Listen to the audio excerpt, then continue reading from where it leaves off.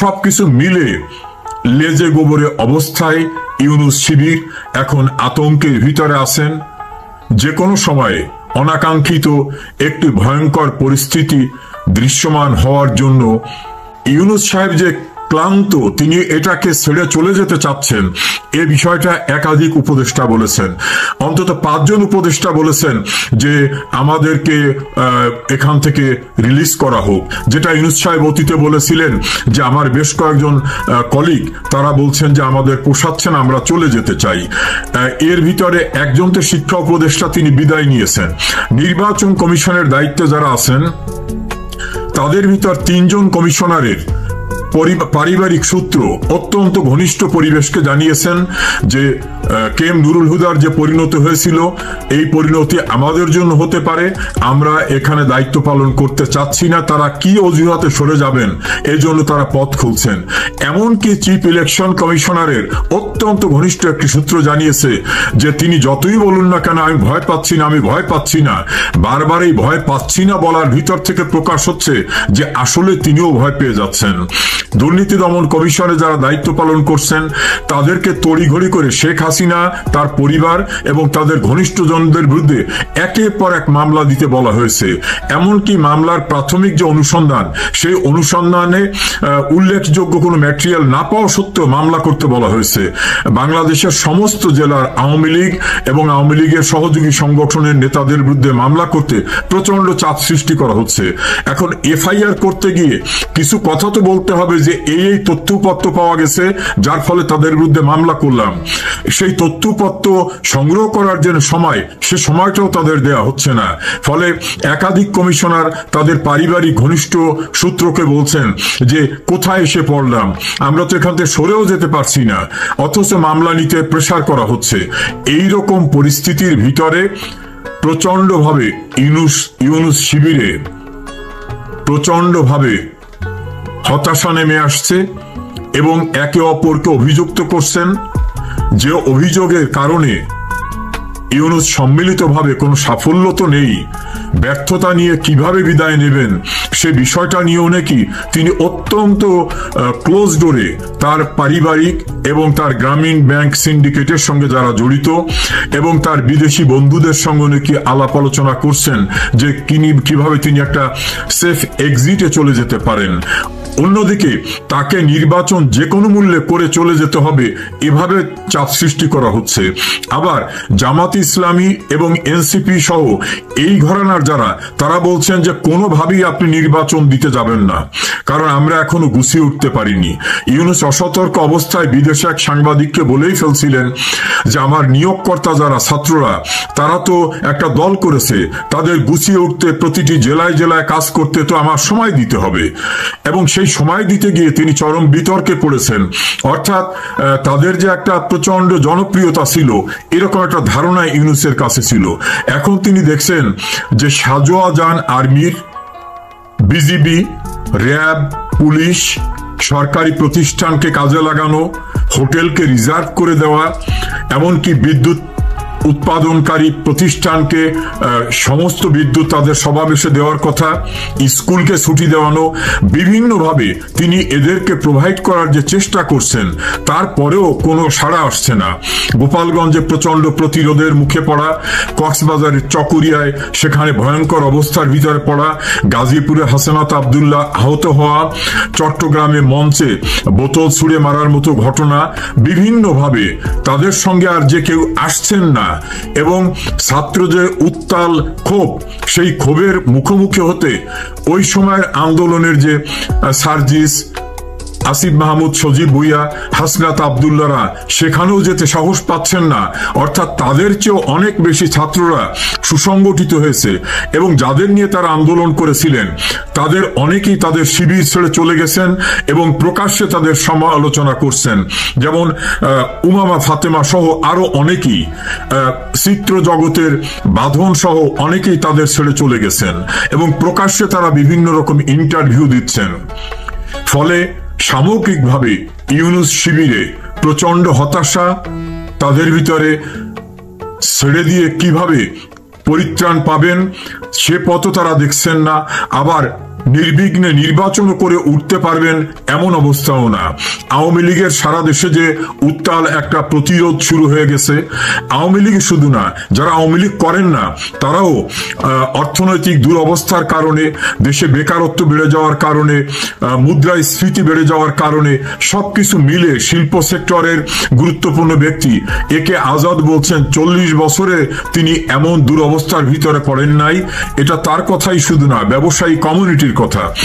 এই রকম পরিস্থিতিতে ইউনূস শিবির এখন আতঙ্কিত, কিভাবে সেফ এক্সিট নেওয়া যাবে, না হলে আওয়ামী লীগ এবং যারা দেশে বিভিন্নভাবে ক্ষতিগ্রস্ত তাদের মুখোমুখি কিভাবে হবেন, তাদের জনসাপোর্ট কোথায়। আবার ইসলামিক দলগুলির ভিতরে ঐক্য তারা দেখছেন না। চরমোনাইয়ের ইসলামী শাসনতন্ত্র আন্দোলন বাংলাদেশ, হেফাজত, তারাও জামাতের সঙ্গে ঐক্যের চেয়ে বেশি বিরোধ সেখানে দেখা যাচ্ছে। সবকিছু মিলে লেজে গোবরে অবস্থায় ইউনূস শিবির এখন আতঙ্কের ভিতরে আছেন। যে কোনো সময়ে অনাকাঙ্ক্ষিত একটি ভয়ঙ্কর পরিস্থিতি দৃশ্যমান হওয়ার জন্য অনেকেই অপেক্ষা করছেন এবং অনেকেই মনে করেন যে এরা চূড়ান্তভাবে ব্যর্থ হয়ে গেছে, নতুন করে ব্যর্থতার কিছু না, এরা সেফ এক্সিট নিয়ে বেরিয়ে যেতে পারবে এমন কোনো সম্ভাবনাও নাই। এমনভাবে গণমাধ্যমে যারা গুরুত্বপূর্ণ ব্যক্তি তারাও তাদের অভিমত প্রকাশ করছেন প্রকাশ্যভাবে। ইউনূস শিবিরে ঝড় উঠেছে, একে অপরকে দোষারোপ করছেন, কেউ কেউ তো হুমকি দিচ্ছেন থলের বিড়াল প্রকাশ্যে নিয়ে আসবেন, কেউ কেউ ছেড়ে দে মা কেঁদে বাঁচি, এমন অবস্থায় প্রচন্ডভাবে লেজে গোবরে অবস্থার মধ্যে এখন ইউনূস শিবির। এটার বহিঃপ্রকাশ ঘটেছে গুলশানে চাঁদাবাজি করতে গিয়ে তাদের কথিত বৈষম্য বিরোধী ছাত্র আন্দোলনের 5 নেতা একেবারে হাতে নাতে গ্রেপ্তার হওয়ার ঘটনা থেকে। সেই ঘটনায় তাদেরকে প্রোটেকশন দিতে তাদের মূল দল অর্থাৎ এনসিপি কেন এগিয়ে এলো না, প্রশাসন কেন তাদের উপর বিগড়ে গেল, এ সকল ঘটনায় যারা গ্রেপ্তার হয়েছেন তাদের বন্ধুরা, তাদের সহযোগীরা তীব্র ক্ষোভ প্রকাশ করেছেন। তারা একটি অত্যন্ত জনপ্রিয় পত্রিকার গুরুত্বপূর্ণ সাংবাদিককে ফোন করে বলেছেন এই নিউজটা নিয়ে বাড়াবাড়ি না করলে হয় না। তিনি বললেন সমস্ত মিডিয়ায় তো নিউজটা আসছে, আমাদের একটা পত্রিকায় এটাকে বন্ধ করলে কি আপনাদের সবকিছু গোপন থাকবে? তখন পাল্টা বললেন যে আমাদেরটা ঠিক মতোই আপনারা প্রকাশ করছেন ইনিয়ে বিনিয়ে বড় করে, কিন্তু আমাদের চেয়েও বড় যারা তাদের প্রশ্ন নিয়ে আপনারা কেন সংবাদ প্রকাশ করেন না? ওই সাংবাদিক বললেন আপনারা তো তথ্য দেন না। জবাবে গ্রেপ্তারকৃতদের বন্ধু বললেন আমাদের তথ্য দেওয়া লাগবে কেন? আপনাদের চোখ কি অন্ধ? আপনারা কি একবারও প্রশ্ন করেছেন যে আমাদের যে বিশাল অফিস রূপায়ণ টাওয়ারে, সেই বিশাল অফিস আমরা কিভাবে পেলাম, আমরা কিভাবে সেখানে অ্যাডভান্সের টাকা দিলাম, কিভাবে ভাড়ার টাকা দিচ্ছি, আমরা যে সম্মেলন করলাম আমাদের আত্মপ্রকাশের, সেই সম্মেলনের কোটি কোটি টাকা কোত্থেকে এলো, আমরা যে সারা দেশে ঘুরে বেড়াচ্ছি সেখানে যে কোটি কোটি টাকা ব্যয় সেগুলো কোত্থেকে এলো, আমরা যে হোটেল শেরাটনে বিশাল ব্যয় আমরা পরিশোধ করার চেষ্টা করছি সেটা কোত্থেকে এলো, আমাদের যে বড় বড় গাড়িতে আমাদের নেতারা চড়ছেন এই গাড়িগুলো কোত্থেকে এলো, যে সকল নেতারা প্লাস্টিকের স্পঞ্জ পরতেন, যারা মেসে থাকতেন, কোচিং সেন্টারে টিউটর হিসাবে পড়াতেন, তাদের যে এই বিশাল আয়োজন এগুলো কোত্থেকে এলো সে প্রশ্ন কি আপনারা করেছেন? নাকি আমাদের ছোট পেয়েছেন এই জন্য আমাদেরকে ঘেরাও করে আপনারা সংবাদ পরিবেশন করছেন? এক পর্যায়ে আলাপ আলোচনার মাঝখানে উত্তেজিত হয়ে বললেন আমরা যদি রক্ষা না পাই, আমাদের যদি এভাবে গ্রেপ্তার হতে হয়, তাহলে আমাদের দিয়ে যে বড় বড় অ্যামাউন্টের টাকা আনানো হয়েছে, আমাদের দিয়ে যে বিভিন্ন বড় বড় প্রতিষ্ঠানকে কোম্পানিকে ভয়ভীতি দেখানো হয়েছে, অনেক রাজনৈতিক নেতাদেরকে হুমকি দিয়ে সেখান থেকে যে অর্থবিত্ত আনা হয়েছে, আমরা কিন্তু সব ফাঁস করে দেব। পত্রিকার সাংবাদিক বললেন যে এটা তো আমাদের বিষয় না। পাল্টা হুমকি দিয়ে বললেন, আপনারা প্রকাশ করবেন, না হলে আপনাদের অনেক পত্রিকা হাউস কিভাবে অনৈতিক সমঝোতা করেছেন সে ঘটনাও কিন্তু আমরা প্রকাশ করে দেব। অনেক সংবাদ আপনারা প্রকাশ করেন না কেন, এমনকি হত্যাকাণ্ডের সংবাদ প্রকাশ করেন না। জবাবে সাংবাদিক নাকি বললেন যে আমরা তো অনেক সংবাদকেই হত্যা করছি আপনাদের স্বার্থে, তা আমাদের সঙ্গে এসব করে লাভ কি? জবাবে উত্তেজিত হয়ে বিভিন্ন রকম গালিগালাজ করে ফোন ছেড়ে দিলেন। ওই সাংবাদিক তার বিশ্বস্ত একাধিক জায়গায় কথা বলেছেন, আমিও তাদের সঙ্গে কথা বলার সুযোগ হয়েছে। আমার কাছে সবকিছু প্রকাশ করতে চাননি, তবে ঘটনা যে সত্য এটা অস্বীকার করেননি। এভাবে তারা এখন থলের বিড়াল বাইরে বের করে নিয়ে আসতে চাচ্ছেন। তিনি বলছেন যে আমরা গুলশানের একটি ঘটনাকে আপনারা আমাদের কেমন ভাবে ধরলেন, এরকম ঘটনা ধানমন্ডি, বনানী, গুলশান, বাড্ডা, উত্তরা, বিভিন্ন জায়গায় তো এরকম ঘটনা অহরহ ঘটছে। যারা অবৈধভাবে, তাদের ভাষায় অবৈধভাবে টাকা আয় করেছে, তাদের কাছ থেকে টাকা পাওয়ার জন্য আমরা তো হকদার, সেভাবেই তো আমরা তাদের কাছ থেকে টাকা পাই। আমাদের নতুন একটি যাত্রায় আমাদের টাকা লাগবে না, এরকম ভাবে তিনি জবাব দিলেন। এবং এক পর্যায়ে উত্তেজিত হয়ে তারা এ কথাও নাকি বলেছেন খুব শিগগিরই তারা থলের বিড়াল সব প্রকাশ করে দেবেন। বৈষম্য বিরোধী ছাত্র আন্দোলনের সাবেক মুখপাত্র উমামা ফাতেমা তিনি তো ফেসবুকে স্ট্যাটাস দিয়ে সমস্ত কিছু প্রকাশ করে এমন ভাবে তার বহিঃপ্রকাশটা ঘটিয়েছেন যে এদের শেকড় অনেক গভীরে, অর্থাৎ এদের সঙ্গে অনেকের যোগাযোগ আছে গুরুত্বপূর্ণ ব্যক্তিদের, ওরাই শুধু বিচ্ছিন্ন ভাবে না, পিসমিল করে ওদের ধরা ঠিক হবে না। তিনি আরো বলেছেন যে অতীতে কোনো অভিযোগ তোলা হলে পিন ড্রপ সাইলেন্টের মতো অবস্থা হয়ে যেত। তিনি ব্যঙ্গ বিদ্রুপ করে তার স্ট্যাটাসে লিখেছেন। আবার বৈষম্য বিরোধীদের এক নেতা সার্জিস আলম তিনি তো ফেসবুকে স্ট্যাটাস দিয়ে সেনাবাহিনীর যে প্রশংসা করেছেন, সেনা প্রধানের যে প্রশংসা করেছেন, তাকে কেউ কেউ বলছেন যে হঠাৎ করে এমন কি হলো যে সেনা প্রধানকে তৈলমর্দন করার মতো স্ট্যাটাস দেওয়া শুরু হয়ে গেল, যদিও মাত্র কয়েকদিন আগে হাসনাত আব্দুল্লাহ এবং সার্জিস আলমরা সেনা প্রধানের বিরুদ্ধে বিষোদগার করেছিলেন। তাহলে কি হঠাৎ পায়ের নিচে মাটি নেই এমন অবস্থা? এর সঙ্গে আরো যুক্ত হলো, কয়েকটি সোর্স আমাকে জানালো যে উপদেষ্টা মণ্ডলীর ভিতরেও একে অপরকে দোষারোপ করছেন। কেউ বলছেন যে বাণিজ্যিকভাবে আমেরিকা সবচেয়ে গুরুত্বপূর্ণ দেশ, সেখানে আমাদের উপর যে ট্যাক্স ইম্পোজ হতে যাচ্ছে এটা ঠেকানো গেল না কেন? বাণিজ্য উপদেষ্টাকে অভিযুক্ত করা হচ্ছে। বাণিজ্য উপদেষ্টা নাকি একান্ত পরিসরে বলছেন এটা তো ইউনূস স্যারের নিজের দেখার কথা ছিল, আমেরিকার ব্যাপারটা তো আমরা ডিল করব না। আবার কেউ কেউ বলছেন যে স্বৈরাচারদের বিচার এখনো কেন শেষ হলো না, আসিফ নজরুলকে অভিযুক্ত করছেন। আসিফ নজরুল বলছেন সব কি আমি একা, আমি তো চেষ্টা করে যতটা সম্ভব সেটা করছি। আসিফ নজরুলের ভিতরে নাকি প্রচন্ড হতাশা নেমে আসছে, কারণ মাইলস্টোন স্কুল এবং কলেজে 9 ঘন্টা তিনি এবং প্রেস সেক্রেটারি আটক পড়ার অবস্থায় তার মুখের উপরে যে জাতীয় ভাষায় স্লোগান দেওয়া হয়েছে এবং তাকে উদ্ধার করতে শত শত নয় হাজারের কাছাকাছি পুলিশ নিতে হয়েছে। পুলিশের উপস্থিতিতেও তাদেরকে ন্যাক্কারজনকভাবে অপমান করা, গালিগালাজ করার মতো ঘটনা। তিনি নাকি আরো ক্ষুব্ধ হয়েছেন যে ছাত্রদের জন্য তিনি এই রাজনীতিতে আসলেন, সেই ছাত্ররা তাকে উদ্ধার করতে মাইলস্টোন স্কুল এবং কলেজের দিকে কেউ এগিয়ে যান নাই। এই ঘটনায় তিনি খুব মর্মাহত। তিনি এক পর্যায়ে নাকি বলেছেন যে আমি আগেই জনপ্রিয় ছিলাম, এখন রাস্তায় তো বের হতে পারছি না, অবরুদ্ধ হয়ে থাকছি। আবার যদি এত পুলিশ তো আর সবসময় আমার সঙ্গে থাকবে না, আমি বাইরে চলে গেলে তখন আমার অবস্থা কি হবে, এর চেয়ে আমার এখানে না আসাই উত্তম ছিল। এভাবেই তিনি নাকি তার ক্ষোভের কথা প্রকাশ করছেন। প্রেস সেক্রেটারি নাকি বলছেন যে আমি আগেই তো ভালো ছিলাম, আমার এখানে এসে এখন আমার স্ত্রী থেকে শুরু করে পরিবারের সবাই বলে যে তুমি তো গণশত্রুতে পরিণত হয়েছে, আমার গ্রামের লোকরাও বলে গণশত্রু, আমি তো বাইরে বের হতে পারছি না। এভাবে একে অপরের অভিযোগ তুলে ধরছেন। এবং ডক্টর ইউনূস নাকি তার ঘনিষ্ঠ পরিসরে বলছেন আপনারা যদি এত কিছু নাই করতে পারেন, আমাকে কেন আপনারা এখানে আটকে রাখছেন? আমিও ক্লান্তি বোধ করছি, আমার বয়স হয়ে গেছে, আমার নিজস্ব প্রতিষ্ঠান গ্রামীণ সেক্টরকে সেটাও আমার দেখাশোনার দায়িত্ব, আমি তো সেখানেও কাজ করার সুযোগ পাচ্ছি না।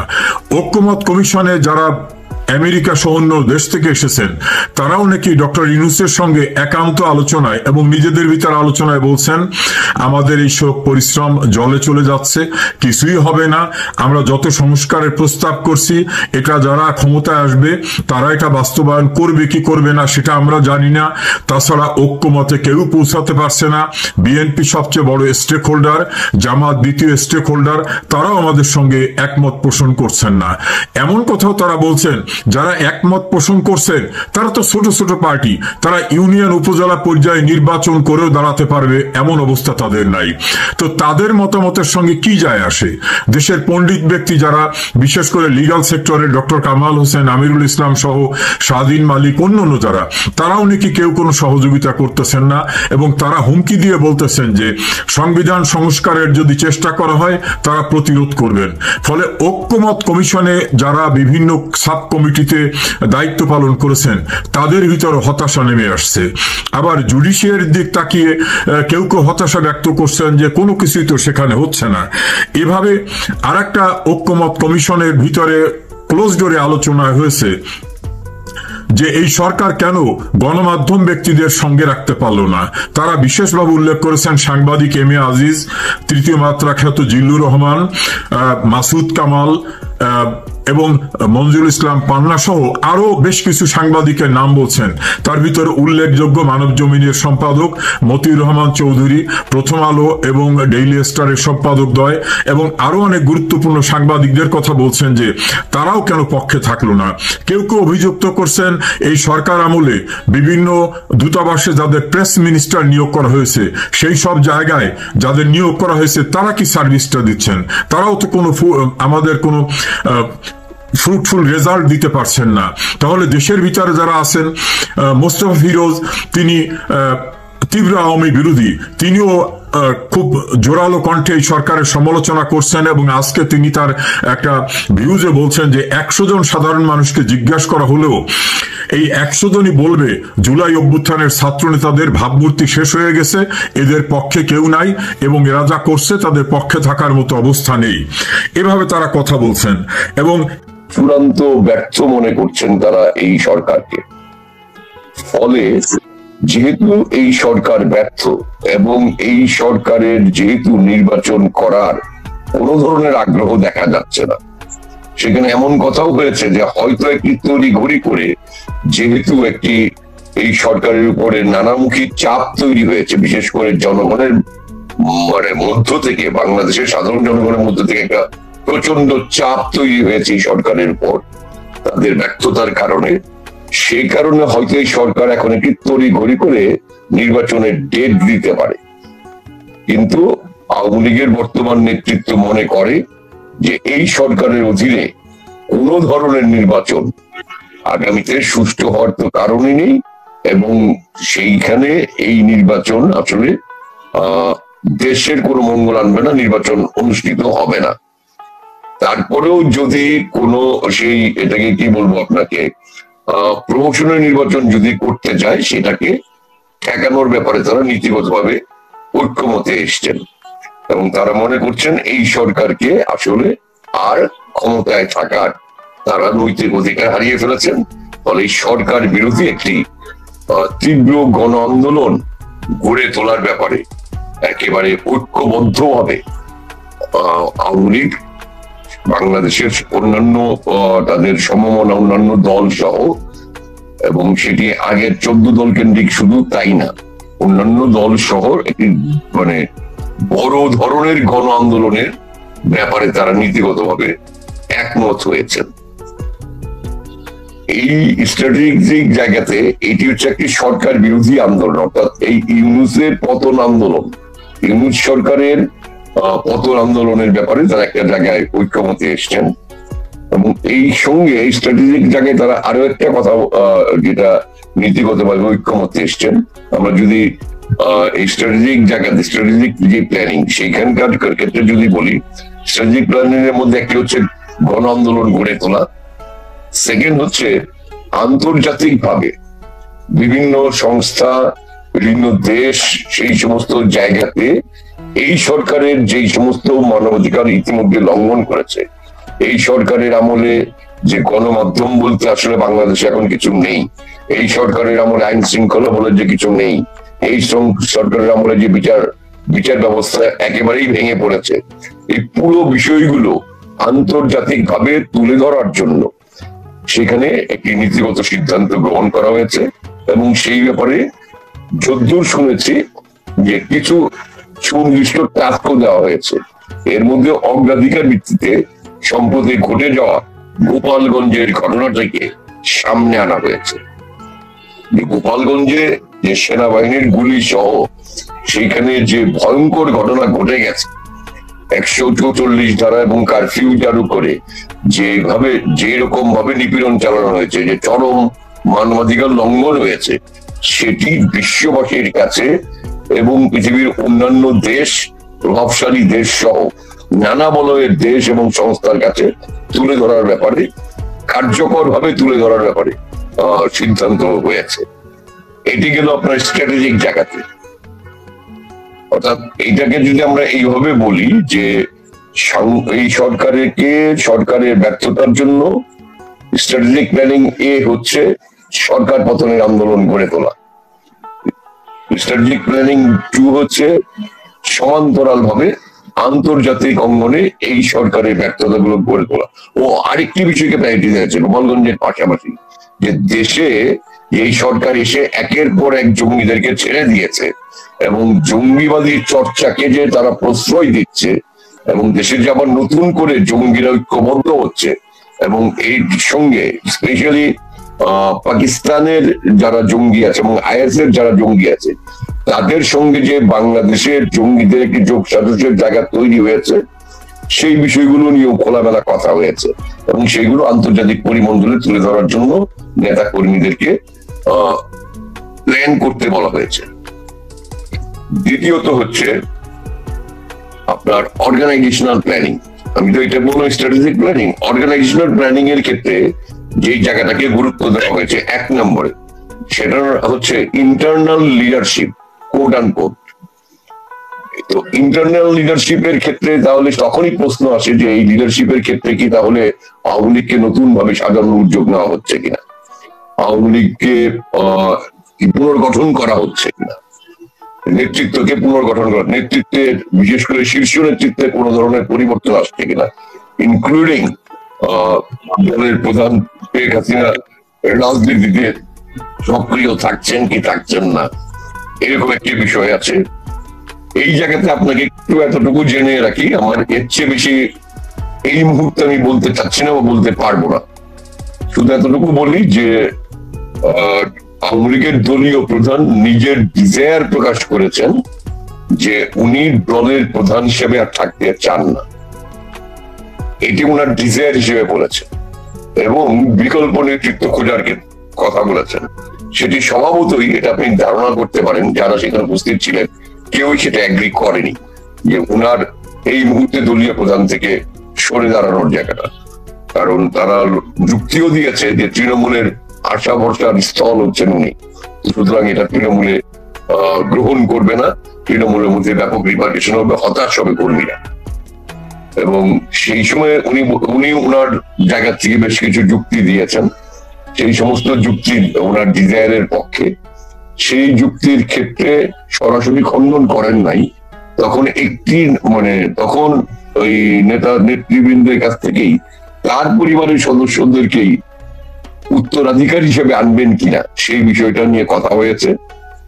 সেখানে ধরেন যে 2টা নামই আসছে, ওনার 2 সন্তানের নামই আসছে, সাইমা ওয়াজেদ পুতুলের নামও এসছে, সজীব ওয়াজেদ জয়ের নামও এসছে। এখন সামনের সময় হয়তো বলবে যে আসলে সাংগঠনিক কাঠামো কিরকম হবে, সেইখানে এরা কিভাবে যুক্ত হবেন। আপাতত দলীয় প্রধান হিসেবে শেখ হাসিনা থেকে অন্যদেরকে সামনে এগিয়ে দিবেন, নাকি তিনি সরে গিয়ে অন্যদেরকে নেতৃত্বে চালাবেন আর এদেরকে গাইড করবেন শেখ হাসিনা, এগুলো নিয়ে হয়তো পরে আলোচনা হবে। আরো এটা তো প্রথম দফা। কেন বলছি পরে আলোচনা হবে সেটা আমি আপনাকে একটু পরে জানাচ্ছি। দ্বিতীয়ত ধরেন যে তৃণমূলের নেতা কর্মীদের আমরা জানি তো সবাই কম বেশি যে একটা ব্যাপক ক্ষোভ আছে কেন্দ্রীয় নেতৃত্ব, মন্ত্রী, এমপি সবার উপরে।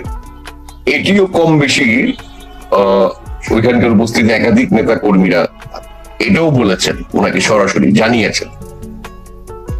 তখন উনি যেটা বলেছেন যে উনি কম বেশি সবই জানেন, যেহেতু মাঠ পর্যায়ে উনি কথা বলেছেন।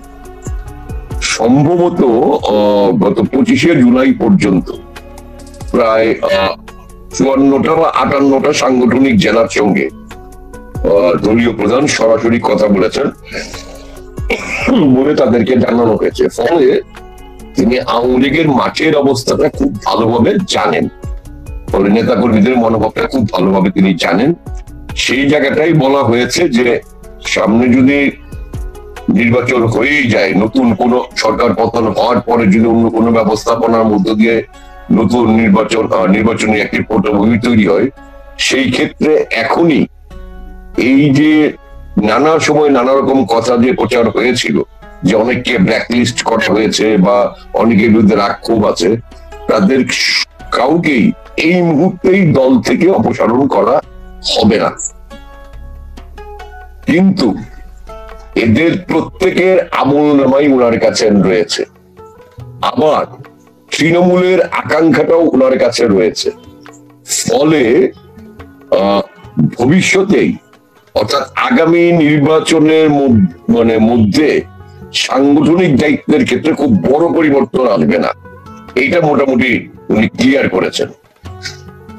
নির্বাচন পরবর্তী সময়ে যে আওয়ামী লীগটির জন্ম হবে সেটি হয়তো অন্যরকম একটি আওয়ামী লীগের জন্ম হবে, যেটি তরুণ, উনি যেটা বলেছেন যে আমাদের স্লোগান ছিল স্মার্ট বাংলাদেশ করার। ফলে নেতৃত্বকে স্মার্ট হতে হবে। স্মার্ট নেতৃত্ব শুধুমাত্র উনি এটা বলেছেন যে স্মার্ট নেতৃত্ব একজন 70 বছরের বয়সী লোকও হতে পারে, স্মার্ট নেতৃত্ব একেবারে একজন কিশোরও হতে পারে। ফলে বৈশ্বিক রাজনীতির প্রেক্ষাপটে আওয়ামী লীগের নেক্সট লিডারশিপ হবে স্মার্ট লিডারশিপ। আচ্ছা, এরপরে আসছে একটি খুবই গুরুত্বপূর্ণ বিষয় নিয়ে কথা হয়েছে বাড়ি ভাই। এটি আমি বলবো যে এটিকে আরো যাচাই বাছাই করার সুযোগ আছে। এই কথাটা যেটা আমি শুনেছি, এটি নিশ্চয়ই আপনারও আওয়ামী লীগের আপনার সঙ্গে পরিচিত ঘনিষ্ঠ এরকম অন্তত একজন তো ওই মিটিং উপস্থিত ছিল, এটা আপনাকে আমি এতটুকু নিশ্চিত করতে পারি। তো তার কাছ থেকে হয়তো আপনি আরো জানতে পারবেন। আমার ওনার সঙ্গে সরাসরি কথা বলার সুযোগ হয় নাই যেহেতু, ফলে আমি বলতে পারছি না। যে বড় ঘটনা ঘটতে যাচ্ছে সেটি হচ্ছে যে আপনি জানেন যে 71 সালে আগে 70-এর নির্বাচনে বঙ্গবন্ধু কিন্তু গোটা পাকিস্তানের প্রধানমন্ত্রী, তার দল জয়ী হয়েছিল গোটা পাকিস্তানের নেতৃত্ব দেওয়ার জন্য। তারা কিন্তু প্রাদেশিক তারা কিন্তু সেটাও দিতে দেয়নি। না দেওয়ার পরবর্তী পরিণতি আমরা জানি 71 সাল এবং এরপরে প্রবাসী সরকার গঠন হওয়া। এখন আওয়ামী লীগের যে বয়ান, আওয়ামী লীগের যে ভাষ্য, যে নির্বাচিত সরকার ছিল, তারা একটি নির্বাচিত সরকারকে উৎখাত করা হয়েছে।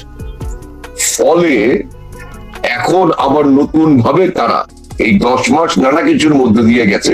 আমি অত ডিটেল বিশ্লেষণে এখনই যেতে পারছি না, কারণ পুরো কাঠামোটাকে আমার কাছে জানা নেই বলে। সেখানে শুধু এতটুকু বলি আপনাকে যে মিনিস্ট্রি অফ এক্সাইল এই টার্মটা ব্যবহার করা হয়, সেটি হচ্ছে নির্বাচিত সরকার।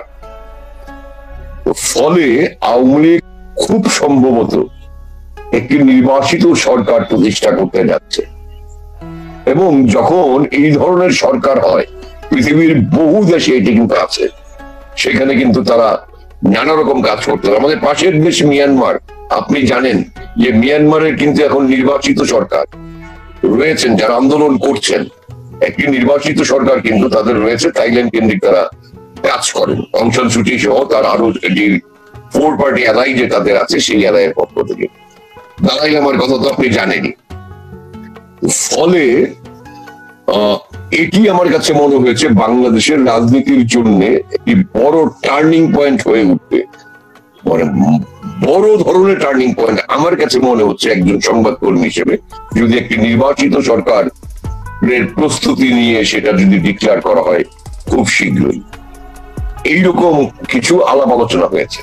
এবার শেষে বলি, যেই কথাটি বলছিলাম যে আবারও বৈঠক হবে, এই নামগুলো আমি ঠিক আপনাকে বলতে পারবো না এই মুহূর্তে, বা আমার কাছে পুরোপুরি কনফার্ম না হয়ে। সেটি হচ্ছে একটি ছোট সাব কমিটি করে দেওয়া হয়েছে। সেই সাব কমিটি আপনার তৃণমূল পর্যায়ে 2 সপ্তাহ টাইম দেওয়া হয়েছে। তৃণমূল পর্যায়ে স্পেশালি যে ইন্টারনাল লিডারশিপ এবং সংগঠনের কার্যক্রম, এই বিষয়গুলো নিয়ে কাজ করার জন্য। তবে এই 2 সপ্তাহ কি তাহলে বসে থাকবে? না, আওয়ামী লীগ যে স্ট্র্যাটেজিক্যাল প্ল্যান, সেই স্ট্র্যাটেজিক্যাল প্ল্যানে তারা গণ আন্দোলন, ইতিমধ্যেই গণ আন্দোলনের কর্মসূচি ডিক্লেয়ার করা হয়েছে। আপনি জানেন যে আপনার অনুষ্ঠানের মাধ্যমেই আওয়ামী লীগের সাধারণ সম্পাদক বলেছেন মার্চ টু যমুনা, এটি বহাল থাকবে। এই কর্মসূচিটি এখন দিনক্ষণটি হয়তো কবে প্রকাশ হবে সেটা এই বৈঠকে আদৌ আলোচনা হয়েছিল কিনা সেই কর্মসূচি নিয়ে এটা আমার জানা হয়ে ওঠে নাই, কারণ আমি খুব অল্প সুযোগ পেয়েছিলাম। আমার যে সোর্স, এই সোর্স নানাভাবেই ধরেন যে দীর্ঘদিনের সম্পর্কের কারণে আমাকে অল্প কিছু তথ্য কথা বলেছে, সেইটুকুই আপনাকে জানানো। আর নিশ্চয়ই অন্যরাও জানার চেষ্টা করবেন। প্রত্যেকেরই সারা আওয়ামী লীগের নেতা কর্মীরা সারা দেশে উদ্গ্রীব হয়ে আছেন যে বৈঠকের ফলাফল কি। আমি শুধু মোটা থেকে এতটুকু একটা কথা বলি যে নানা জায়গা থেকে বোঝা যাচ্ছে আওয়ামী লীগ আসলে সারা দেশে এতদিন পর্যন্ত আওয়ামী লীগের দলীয় প্রধান এই যে উনি যে গণসংযোগ করেছেন বিভিন্ন ভাবে, অডিও বার্তা বা নানা ভাবে, উনি যে ওনার দেয়া তথ্য মতে 58টি সাংগঠনিক জেলা বা 54টি সাংগঠনিক জেলা বোধ হয় ইতিমধ্যে উনি সমাপ্ত করেছেন।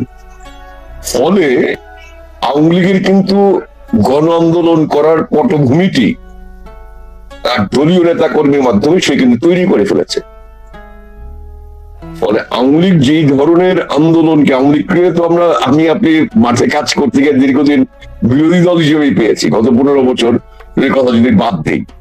ফলে আওয়ামী লীগের আন্দোলনের নানা রকম কৌশল কম বেশি আপনার মানে আমার চেয়ে অনেক বেশি আপনার ধারণা আছে, সেটা আমরা জানি। এবং Awami League is more capable than government থেকে একটা অপোজিশন পার্টি হিসেবে।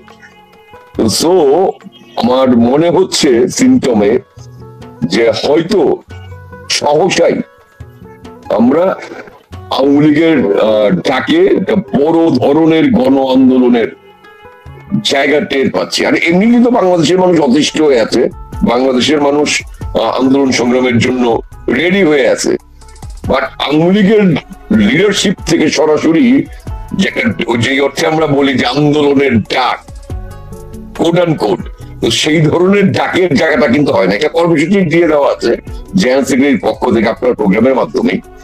এখন সামনের সময়গুলো দেখা যাক, কারণ আওয়ামী লীগের কার্যক্রম নিষিদ্ধ, ছাত্রলীগ নিষিদ্ধ, যুবলীগ নিষিদ্ধ, সেইখানে কোন স্ট্র্যাটেজি দিয়ে আগাবে। আগে যখন প্রকাশ্য সংগঠনে এক ধরনের বিরোধী তৎপরতা ছিল, এখন প্রকাশ্য কার্যক্রম যেহেতু এই তাদের অনুযায়ী দখলদার সরকার নিষিদ্ধ করেছে, ফলে এইটা একটা দেখার ব্যাপার যে আসলে কিভাবে আওয়ামী লীগ রিয়েক্ট করে গণ আন্দোলনের প্রশ্নে। আর অন্যান্য যে কাজগুলো সেগুলো তো ইন্টারনাল কাজ, নিশ্চয়ই তারা তাদের মতো করে সেগুলো করবে। আপনিও জানেন, আমিও জানি, আন্তর্জাতিক ভাবে আওয়ামী লীগের নেতা কর্মীরা ইতিমধ্যে অনেকখানি সক্রিয় হয়েছেন, নানা ইস্যুতেই তারা সোচ্চার। আমরা সেটা দেশের বাইরে বিভিন্ন জায়গাতে দেখতে পাচ্ছি, মিছিল মিটিং তারা করছেন। তবে এই সরকারের বিপক্ষে আওয়ামী লীগ যে ৮-৭ বেঁধে নামছে, সেই আওয়াজ কিন্তু পাওয়া যাচ্ছে। ধন্যবাদ ভাই। এই আওয়াজটা প্রধান উপদেষ্টার সাম্প্রতিক বক্তব্যে আরো স্পষ্ট। প্রধান উপদেষ্টা সবসময় বিএনপি সহ বিভিন্ন দল নির্বাচন দাবি করে আসছিল, রোডম্যাপ চায়, তারিখ চায়, নানা কিছু চায়। এই প্রথম প্রধান উপদেষ্টা বলার চেষ্টা করছেন যে আওয়ামী লীগ না, নামটা হচ্ছে পরাজিত শক্তি, নির্বাচন ভণ্ডুলের চেষ্টা করছে। ইসলামের সঙ্গে বৈঠকের ক্ষেত্রে তিনি বলেছেন, এবং সেখানে তিনি এই কথাও বলেছেন যে আপনার এই 4-5 দিনের মধ্যে তিনি একটি ডেট দিবেন এবং একটা রূপরেখা দিয়ে দিবেন। এটি হেফাজত নেতাদেরকে জানিয়েছেন। যেমন মোস্তফা জামাল হায়দার এটা কিন্তু অন রেকর্ড ওইখান থেকে বেরিয়ে এসে বলেছেন যে প্রধান উপদেষ্টা আগামী কয়েকদিনের মধ্যে নির্বাচনের তারিখ ঘোষণা করবেন। জি, এটা হচ্ছে প্রথমে তো উনি হেফাজত ইসলামের সঙ্গে আগে বৈঠক করেন, পরে হচ্ছে এই নেতাদের সঙ্গে আবার ডাকেন, অর্থাৎ বিএনপির যে সমমনা 12 দল আছে সেই 12 দলের নেতাদের সঙ্গে বৈঠক করেন। সেখানেও তিনি একই কথা রিপিট করেন। হেফাজত প্রেস ব্রিফিং এ ডেটটা বলে নাই, মানে যার যে লাইন আর কি, সে নির্বাচনের কথা বলে নাই, মামুনুল হক নির্বাচনের কথা বলে নাই, কিন্তু নির্বাচনের কথা মোফাজ্জল হায়দার এসে বলে দিয়েছেন, মোস্তফা জামাল হায়দার এসে বলে দিয়েছেন।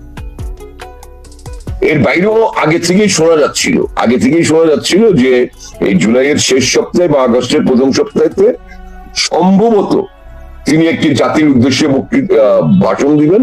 সেই ভাষণের মোটামুটি একটা রূপরেখা তিনি ডিক্লেয়ার করবেন। এখন ধরেন যে আমার পায়ের নিচে যদি মাটি না থাকে, আমি যদি টলটলায়মান থাকি, এখন আমার নিচের মাটি সরে গিয়ে যদি সেখানে প্রবল স্রোতের পানি থাকে, আমি সেই পানির মধ্যে মই দাঁড় করিয়ে দিয়ে তো উপরে উঠতে পারবো না। তো উনি সময় হারিয়ে ফেলেছেন। যদি এখন নির্বাচনের ডেটও ঘোষণা করেন, আমার অন্তত পক্ষে বাংলাদেশের যে পালস দেখতে পাচ্ছি, রাতারাতি বাংলাদেশের মানুষ নির্বাচনে চলে যাবে, আমার তা মনে হচ্ছে না। কারণ ইউনূস সাহেবের সরকার টোটালি গ্রহণযোগ্যতা হারিয়েছে তার অধীনে কোন নির্বাচন করার ব্যাপারে।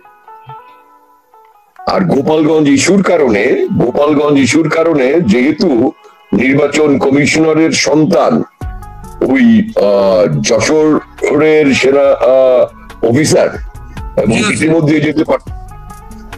ইতিমধ্যে হ্যাঁ সম্ভবত জিওসি অথবা ব্রিগেড কমান্ডার, এরকম আমি ভুলে গেছি।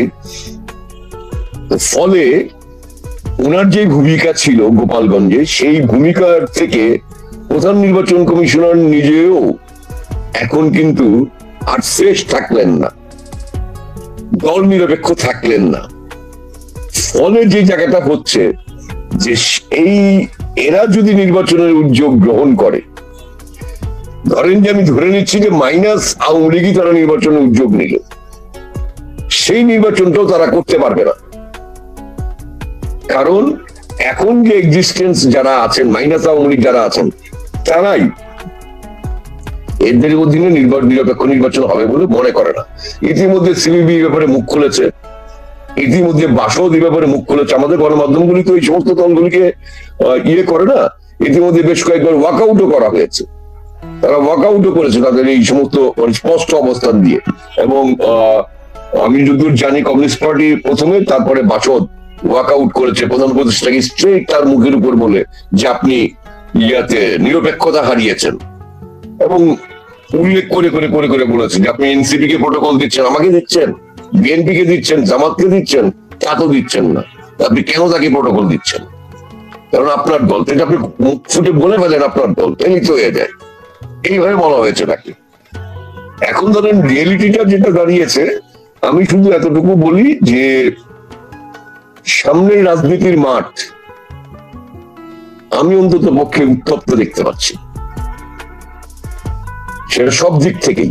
শুধুমাত্র আওয়ামী লীগ এসে গণ আন্দোলনের ডাক দিয়ে গণ আন্দোলন করে ফেলছে তা নয়, কিন্তু আমার কিন্তু বিএনপিরও যে লক্ষণ, স্পেশালি গত 48 ঘন্টায় আপনি দেখবেন বিএনপির মহাসচিবের ভাষ্য, এই 48 ঘন্টা আগেও ডিফারেন্ট ভাষ্য ছিল, গত 48 ঘন্টায় বিএনপির ভাষ্য দেখেন। উনি তো একদম স্ট্রেট সরাসরি গতকালকে বলছেনই, একজন ব্যবসায়ী রেফারেন্স দিয়ে, যে আগে 1 লক্ষ টাকা ঘুষ দেওয়া লাগতো, এখন 5 লক্ষ টাকা ঘুষ দেওয়া লাগে। উনি কিন্তু এই সরকারকে সরাসরি দুর্নীতিবাজ হিসেবে আখ্যায়িত করে ফেলেছেন। সুতরাং বাংলাদেশের রাজনীতির মাঠে সামনে এই সময়টা নানা কারণেই টালমাটাল সময় যাবে। একদিকে যেমনি এনসিপির ডিক্লেয়ার্ড কর্মসূচি আছে 3রা আগস্ট, তারা বলেছে তারা জুলাই ঘোষণা দেবে। অন্যদিকে 31শে জুলাইয়ের মধ্যে ঐক্যমত কমিশন বলছে জুলাই সনদ দেবে। যদিও গতকালকে দেখলাম বদিউল আলম মজুমদার আবার একটু ডিফারেন্ট কথা বলেছেন, সম্ভবত বিডি নিউজ বা প্রথম আলোর সঙ্গে। তিনি বলেছেন যে হয়তো জুলাই সনদটা 31-এর মধ্যে হয়ে যাবে, অগাস্টে সিগনেচার হবে, অগাস্টের ফার্স্ট উইকে, তারপর হয়তো ডিক্লেয়ার হবে। মানিবে কি শুনতে পাচ্ছেন? হ্যাঁ, আমি শুনতে পাচ্ছি, শুনতে পাচ্ছেন ভাই? আমি শুনতে পাচ্ছি। এবং বিএনপি মহাসচিব নতুন করে যে কথা বলেছেন, দক্ষিণপন্থী শক্তির উত্থান ঘটেছে দেশে। না, এই কারণে আমি তো আপনাকে বললামই এই কারণে আপনার সঙ্গে পরে একটা